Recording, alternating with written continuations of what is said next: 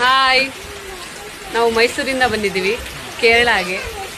Boat house super ಆಗಿದೆ. Experience ತುಂಬ ಚೆನ್ನಾಗಿದೆ. ಹೇಗಿತ್ತು ಮೋನಿಕಾ ಅವರೇ? ತುಂಬ ಚೆನ್ನಾಗಿತ್ತು. ನಾವು 5 ಫ್ಯಾಮಿಲಿ ಬಂದಿದ್ವಿ. 1 ಡೇ ಫುಲ್ ಇಲ್ಲೇ ಇದ್ವಿ. ತುಂಬ ಚೆನ್ನಾಗಿತ್ತು. ಫುಡ್ ಕೂಡ ತುಂಬ ಚೆನ್ನಾಗಿದೆ.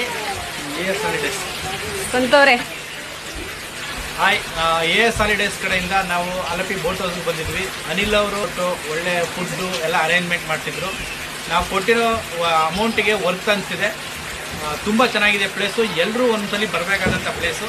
ಎಲ್ಲರೂ ಬನ್ನಿ.